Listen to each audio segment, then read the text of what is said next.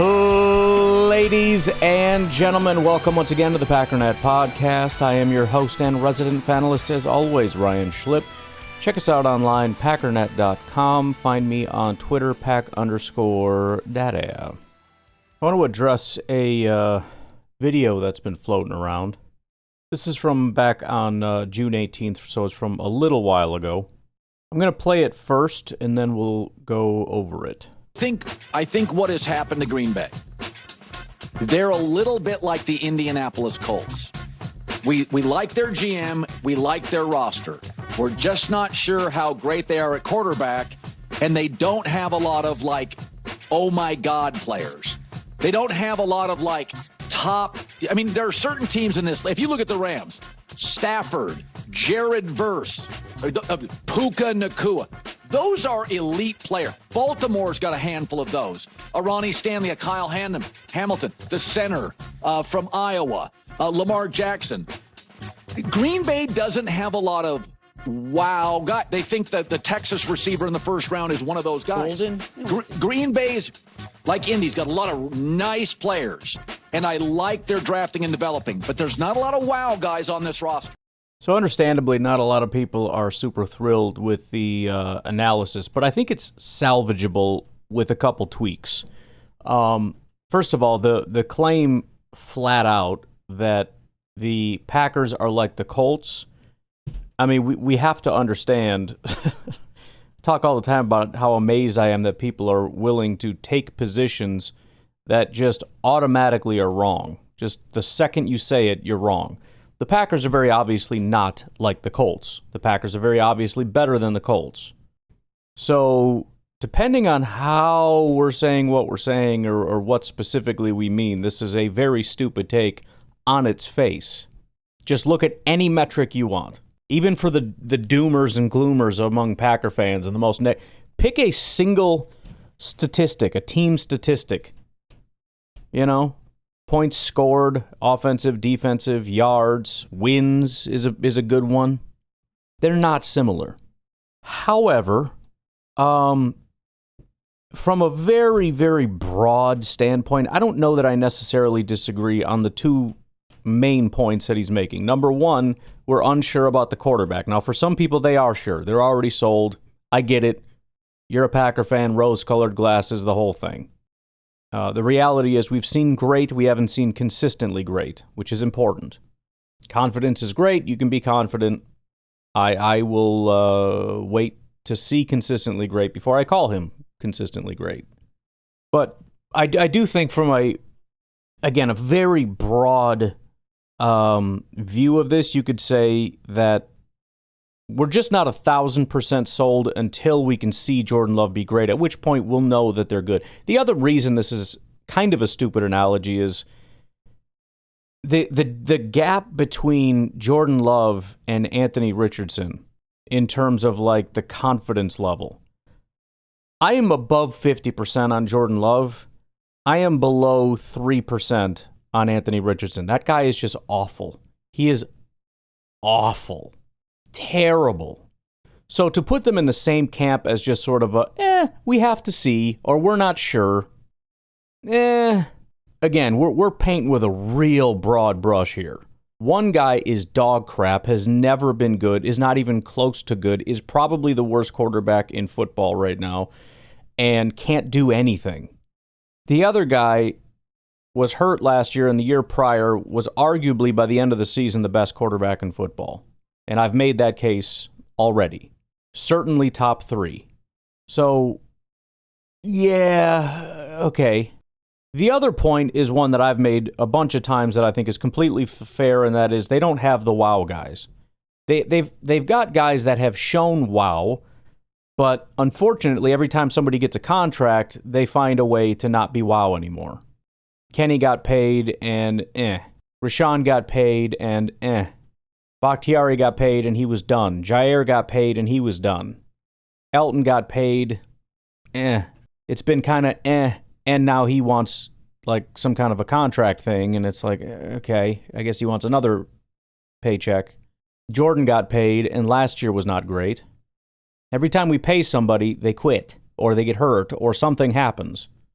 So yeah, unfortunately, I think it is the case that although I'm optimistic about Rashawn returning to form, and I'm hopeful that Jordan can become a wow guy again, and I do think we're pretty borderline, if not in the blue chip category, with Xavier McKinney and Josh Jacobs. So there's a couple that I would argue are already in the camp, although the Colts may have some too. I don't know. I'm not going to go digging through their thing. But I think we got a couple guys. We've got a few guys that have shown it, but if for one reason or another it's been a year or two since we've been able to see it. And then, of course, we got some young guys. Fingers crossed for Morgan, fingers crossed for Golden.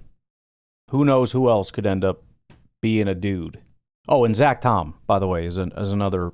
If he's not a blue chipper, then he's right on that line. I don't know how close to number one you have to be in that blue chip category, but it's a pretty tight group if Josh Jacobs, Xavier McKinney, and Zach Tom aren't in it. So, look, I mean, if you're just using the Colts as a springboard to get to the part where it's like, I wish there were some like more elite players, and also it's still wait and see with Jordan Love, and that's kind of the tipping point for whether or not this is going to be a great team that we should buy into or not. Okay, fine. But, I mean, the gap between the Colts and the Packers is crazy. The quarterback situation is not even close. The roster construction overall is horrible for the Colts. It's actually quite good for the Packers. There's a big, not blue chip doesn't mean bad. And that in and of itself is a major difference between the Packers and the Colts. The Packers have a lot of not blue chip but good. I'm also very happy to hear that suddenly we all just agree that we like the GM. I don't know when that all changed. I think it was maybe after the Aaron Rodgers thing. Because remember, according to Pat McAfee, we all understood that Brian Gutekunst was a big bumbling idiot. And then after the Rodgers thing went through, there was a big media apology tour, and I guess we're all fans now. I don't know. It's hilarious that everybody's just getting on board while I'm starting to put him on notice. You guys missed the good years, and now we're kind of getting into like, suddenly Gutekunst is a great GM. Well, I mean, I'll take it. I will absolutely take it. All right, let's switch gears here a little bit. Again, just trying to keep it topical as the topics come up. I found an article, and as always, I always kind of overanalyze these things, but this was on ESPN. NFC North quarterback with most to prove, top rookie and rising coach. I don't know if the last part has to do with anything, but there's a couple different questions that I find myself having to ponder, and maybe go ahead and pause it and think about that yourself. NFC North quarterback with the most to prove. First of all, you got to figure out what exactly that means in the criteria or whatever, but just right off the bat, one thing is painfully obvious. 3 quarterbacks have a lot to prove. 1, Jared Goff, I don't say there's nothing at stake, but I mean, Jared Goff is who Jared Goff is. We all know Jared Goff. We know what he is. We know what he isn't. Seems to be a great fit there. No real reason to expect him to get any better or any worse. He's just Jared Goff. The other 3, I would say are in pretty close competition. I spent a decent amount of time thinking about it, and I decided on who the third place person is, and that would be J.J. McCarthy. And the only real reason for that is because it's year 1. He could bomb out year 1, and it's like, okay, well, we'll play that whole game all over again, going into year 2, taking a step, getting better, all that kind of stuff. It's still a lot of pressure, because if he's great, that means huge things, and if he's terrible, that's really scary for the Vikings, just like with anybody else. But being that it's his, not necessarily rookie year, but first year, I would say that he's behind Jordan Love and Caleb Williams. And I'm going to settle on Caleb being second most. Kind of similar reasoning. We saw what happened with Justin Fields. If he has another bad year, even if he takes a half a step, they're going to call that growth. They're going to make a million different excuses. They're going to show, because he's going to have a ton of highlight reels, because he's an incredible talent, so he's going to have a bunch of great throws. They're going to show that as proof that he has it, and we're going to play this game for at least one more year before we start to declare anything. On top of that, there's one major factor here that the other two young guys don't have, the two guys that we're not sure about, and that is a massive contract. Jordan Love, first of all, has been here for a very long time. It was a very contentious pick. It is a very contentious thing to this day with the fan base, with the national media, with other just NFL fans, and of course, Bears, Vikings, Lions fans. It's a contentious thing, the Jordan Love pick, selection, his existence. So the fact that it was contentious as opposed to praised and obvious, the fact that he's been a Packer for such an unbelievable long time that there is just no excuse, the fact that this is now his, his third year as a starter, the fact that he's healthy now, and the fact that he got a massive contract. From a purely pressure standpoint, you could make the case that Caleb, has never proven it, so that's kind of a big deal, but I think at this point, if Jordan has a bad year and all we have to go off of is like 2 to 3 months of good quarterback play with Jordan, I think that is a much more significantly big issue than if anybody else has a bad year. Because, let's assume all four have... Let's play out scenarios where all four have good years compared to having bad years. If Goff has a good year, it's just another year, nobody cares. If J.J. McCarthy has a good year, it doesn't really cement anything, but it's certainly a great sign, right? C.J. Stroud had a great year and then kind of regressed, and Jordan had a great year, and then, injury or not, it was whatever. Things do change, but it's a great start. He could get better, he could get worse, he could stay the same. It means something, it doesn't mean nothing. If Caleb has a good year, you could very easily see that as he took a big step, but you also he had one down year and one good year. We got to kind of see what happens. You need that final year for stability. To me, if Jordan has a good year, more so than anybody else, it answers a question. Because with Jordan, remember, there was that Eagles game where he looked really good. Then there was the next year where he looked good. Not the entire year, but that was sort of supposed to be a question answering, but it was like let's just wait and see if we can get a little more. Then he got injured, and it's like, well, I don't know. If he comes back and knocks it out of the park, it's like, okay, all right. So now we got the picture, right? That he did turn a corner in that Eagles game. We saw him dominate the next year. Then he got injured, and now he's back to dominating. Like that completes the picture for me.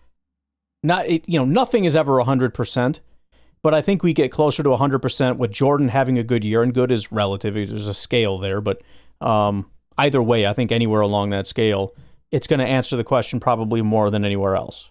Now, if you look at bad year, for Jared Goff, it's an anomaly, right? He's had some down years, mostly good years, a couple really good years. Over the course of a long career, there's going to be some questions of did he fall off, but he's too young for that, unless there's some major injury or whatever. Obviously there's a question of the offensive coordinator would be brought into question. There's no questions about Jared Goff, really. If J.J. McCarthy has a bad year, it's a terrible start, right? Just like what Bears fans don't want to acknowledge with Caleb. It's certainly not a good start. Your odds of being a great player diminish quite a bit when that first year is a bad year, but, it's not zero yet. But again, because it's your first year, you get some grace. So it's like, as a Packer fan, and like I said, I went through this with Trubisky, and we went through it with Fields, and now we got Caleb for year one. Now we're going to have Caleb year two and JJ year one, where it's scary and it's a hold your breath. But so far, it's just been swing and a miss, swing and a miss, swing. We're pitching a perfect game here. We got 3 strikes, no balls for Trubisky, 3 strikes, no balls for Fields. So far, 1 strike for Caleb. So we are really just killing it right now. But, you hold your breath, but you're patient. And then next year, year 2 of him actually starting, I'm going to hold my breath again. For Williams, you get pretty close in a bad year. If he's got 2 bad years, this is when everybody's going to start to turn. There's going to be some loyalist Bears fans. There's going to be a handful of people in the media that don't want to let it go because he's such a unique talent and all this stupid stuff. Some people will never give it up. But we are getting pretty close.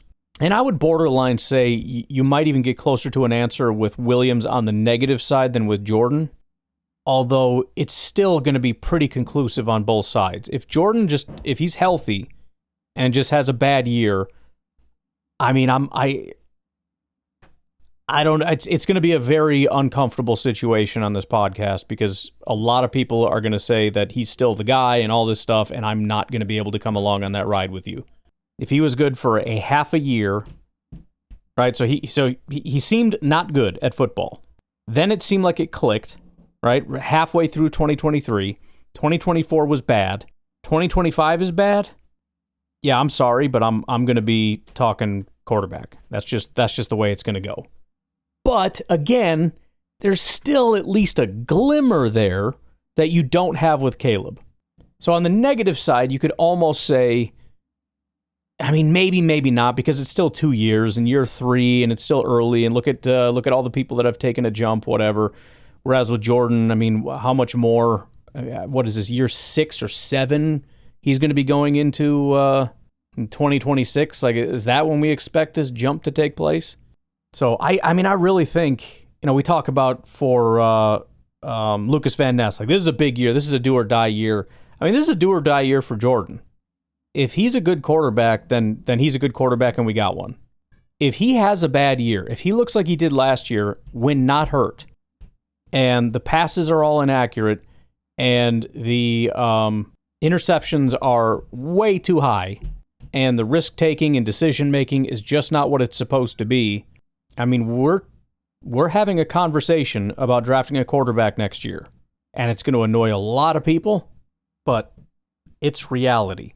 And it's actually, when you think about it, kind of crazy to think the stakes of that and the fact that we're just really not talking about it. We're talking about Lucas Van Ness has to prove himself, or, can Valentine be a starting corner, or how good is Nate Hobbs going to be? Like, the how consequential that is compared to the Jordan Love question is so unbelievably minuscule.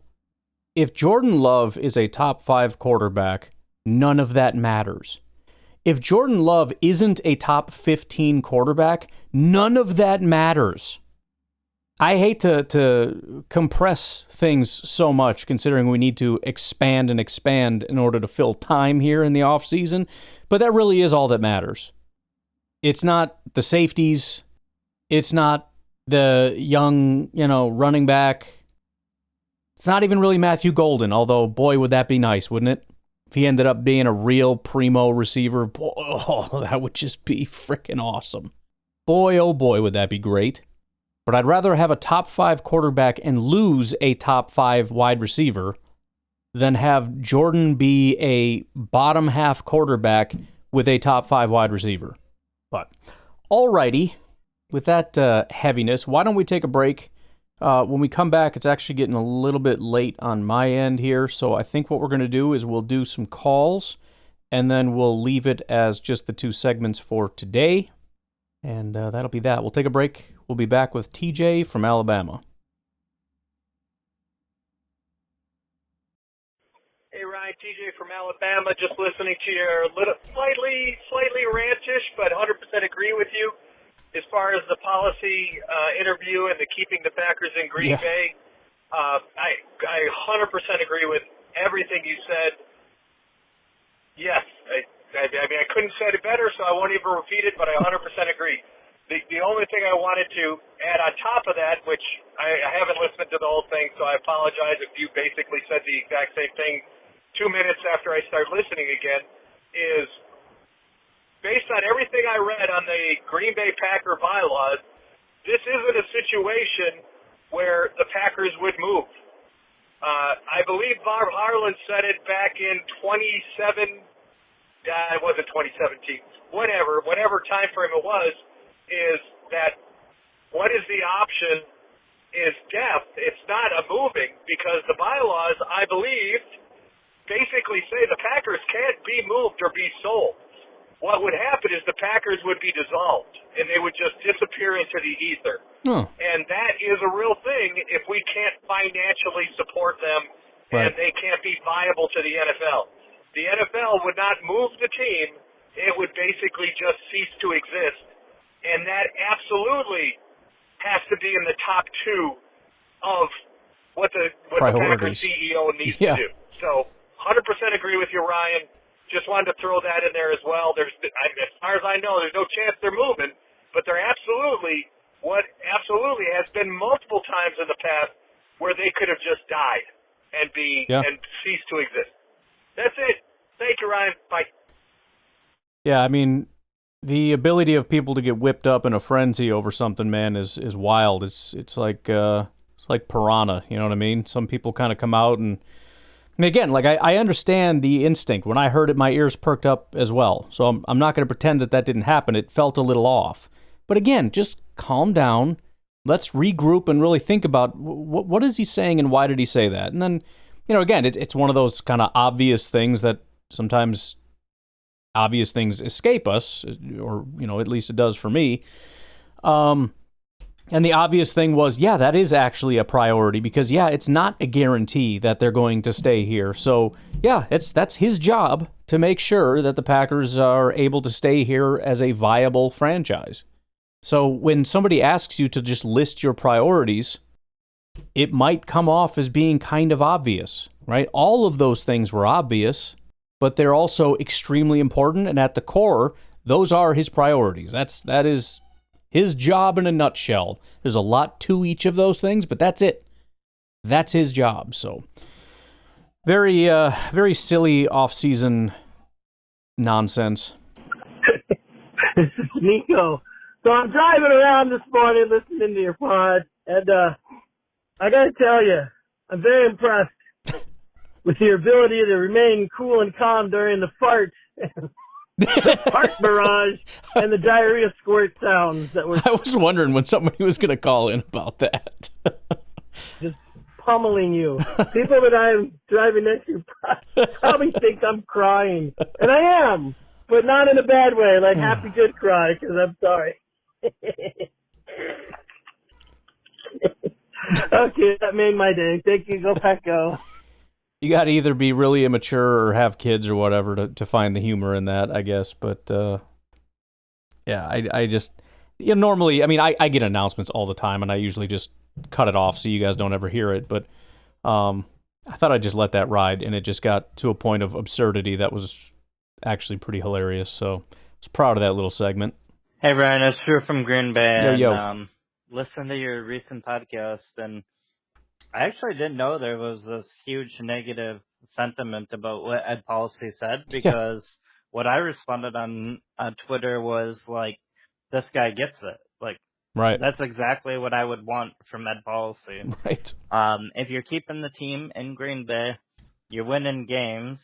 I mean, that would be kind of an interesting question to everybody that freaked out, especially like the big media personalities who have had radio shows for 50 years who are calling for the firing, just as an example of somebody to ask them, like, what would you say the top priorities are for Ed Policy if you could list them out?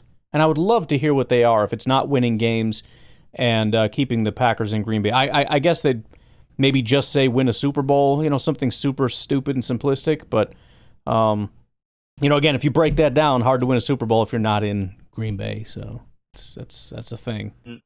The priorities lead to a successful team, a successful organization. And then he's clearly going to let the coaches go about doing their job, letting the GM do their job. Like, isn't that what people have been complaining about? If anything, they were worried that Mark Murphy was a little too involved, and like now Ed Policy saying he wants to have communication, but he's not going to be directly making decisions. And like, I don't know, this seems to be what everybody's been asking for. He seems to have his priorities aligned. I just don't get why people would be upset. I guess you're right. Like, it really just goes to show the absurdity of the negative Packer fan mindset when this is all it takes to call for the firing of a guy that hasn't even taken the role yet, right? He should be fired from the role of president of the Packers before even assuming the role because he said something painfully obvious that everybody should understand and agree with. It put into the heads of people that there was a chance we would move. I mean, there's always a chance you could move. You got to stay profitable, right? If you want to stay. So I mean, it's just people are just silly. I guess he should have clarified though. like, no, we're in really good shape. I wish he would have said something like that. Maybe that's a learning. It probably is a learning thing for him to realize how much or how little it takes to set people off. Again, first of all, I don't think he needed to clarify. He does not need to clarify that. You have to be insane to make that an issue.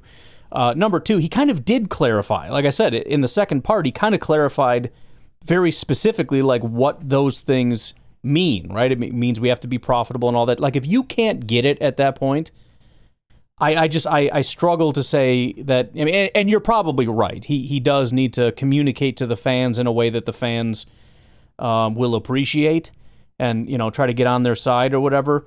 But I have such a hard time saying that you should concede and coddle to the fan base that feels that you did something wrong and should apologize or clarify your. Bro, screw them. I'm sorry. If you're set off by that nonsense, just go away. Moment for him. But outside of that, I loved what he said. Right. Anyways, have a good day. Yeah, and he didn't say anything, I mean, he answered it exactly right. I mean, and go figure, he knows how to do this job. He's been there forever. He's been groomed to get into this position for a very long time. He understands fully what his priorities are, and I'm sure he's an expert in how to execute those things specifically. And you're right, a lot of the, it's just about winning championships and building a football team. Okay, well, that's probably a relatively small part of his job. That comes down to hiring the right people to do those things. He's not picking players. He's not coaching those players. He needs to make sure that you have a good GM and a good coach. It's a major thing, but once you have that, he's got other priorities on the day-to-day. His job when it comes to building a franchise is to kind of just go to the meetings and hang out and listen to what they're saying, maybe give some input if asked, but you need to stay out of their way and let them build a team. And you only intervene when it's obvious that they're not doing their job well enough, and then you have to go through that process of finding qualified people to do that.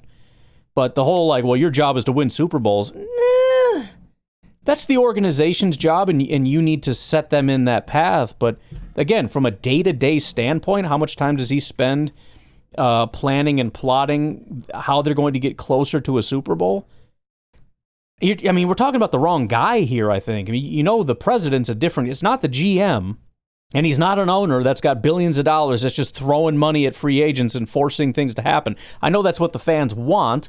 They want a guy that's too involved, that's going to just force the GM and everybody to do things, but he's kind of steps away from that. Again, once those guys are in place, it's not really his deal anymore.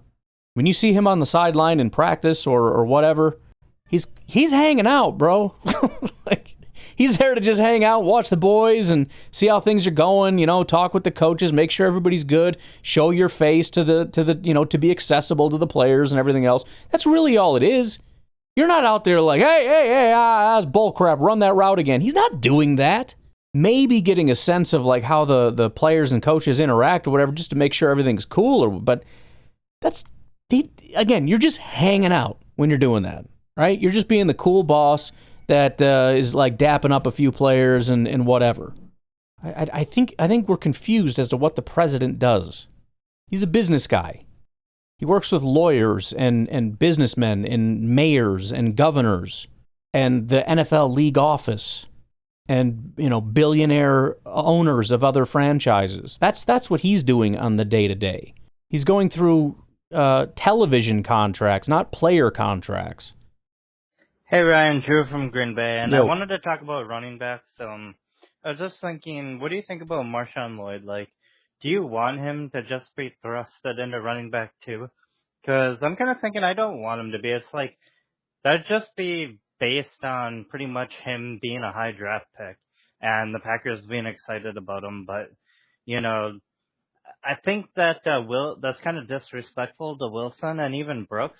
They're pretty solid running backs, and they are very good in pass protection for backups. And, Lloyd's going to have to learn pass protection. I think he should start as running back 4, especially given he was injured last year. Then he got injured in the off season. He's just constantly been injured. Like, why? I don't see the need to just thrust him up and say, Josh Jacobs, you get all the carries, and everything that's left is going to go to Lloyd. I think what's left should go to Wilson, and let Lloyd learn a little bit. So what do you think on that? And then on the contract stuff. Well, I mean, I want Marshawn Lloyd to be the RB2 because he earned it. You know, it's kind of like, you know, people always say, buy American, buy American. I'm not going to buy American just because it's American. I would love to choose to buy American because it's the best purchase. I would love to do a ton of research and then decide to buy a thing and be like, oh, did you know this was also made in America? Oh, great. Score one for the US of A, huh? Okay, great. I'm not going to just buy something because it's American. You want me to buy your stuff? Then make the best product. So Marshawn Lloyd, I desperately want him to be the RB2. But I don't want him to just be gifted that. Because you're right, we do have a good couple of running backs. But I mean, if he could earn RB2, heck, if he could earn RB1, let him be RB1. I don't really care, but I'm excited about him and the prospect of him being good enough to be a really solid complement in a 1-2 or 1-2-3 punch with our current running backs. But as far as just thrusting him into it because he's a high pick, no, screw that. I'm all the way out on that plan. You know, you do have to have a certain base minimum for salary for game checks, but you can fully guarantee those. It's rare to do that, but it has happened. But yeah, I think from a Packers perspective, we already had so much guaranteed money that we had paid Jair that to add more guaranteed money wouldn't make sense. You know, we're trying to lower the hit that we're taking because of where we're at with him now. So it doesn't make sense to like then go guarantee all this money in a new contract. So even if it's for 1 year. So yep. I think Jair's camp would be off base if they're expecting guaranteed money. It makes more sense for Baltimore to add that than us. But I'm still upset we didn't keep him. But then there's like likely to be earned and unlikely or not likely to be earned. Yeah. I've heard you talk about that, and I don't think it's ever been defined, but basically likely to be earned, last I looked into it, was if the player had gotten it the year before, then it's likely to be earned, and that means that it's guaranteed, and it counts against the salary cap right away. And then if they don't hit it, that makes sense. then it becomes then you get that money back on your cap, basically. Sure. But if it's not likely to be earned, then they hadn't hit it the year before, so it's not guaranteed. And then if they do hit it, you got to pay it. So that's my understanding on the difference between likely to be earned and not likely to be earned. But anyways, what do you think about all that? Have a good day. Bye. Does make sense. I haven't. I've just been talking about it in passing, so I haven't really done a deep dive because I haven't really felt it necessary. But that does make sense. I think the only reason I kind of brought up not understanding how that worked as far I was talking about guarantees, but I feel like if you offer it, you need to have the salary cap space for it because you could find yourself in a situation, even in the situation of a not likely to be earned, where you end up paying more than what your salary, you know what I mean? Like if a bunch of people earn a bunch of not likely to be earned things. So I don't know. That's all weird to me, but it does make sense what you're saying. But yeah, I mean, it's whatever, man. I think we spent a lot of time looking for the winners and losers and who was right and who was wrong and who did the terrible thing. I don't know that there was a terrible thing with the Jair thing. I think, I mean, there's a lot of information I don't have, and so there's scenarios that you could draw up where I would be not happy with how it was handled on one side or the other. But if you just look at it based on what we know, based on the injuries, based on what apparently his market value is, based on what was offered, which was, market value, but we're not giving you guarantees because we can't guarantee anything with you. You look at Baltimore, what they did, and it makes sense. It's unfortunately, this is a situation where I think it just made sense that the things turned out the way that they did. Again, if I was the GM, that would be an easy call. I would have paid him that money, but that's me making an estimate of what his value is. that apparently the NFL very much disagrees with. So, again, it's not just a Brian Gutekunst thing where it's like he says this and I say this and I think Gutekunst is crazy.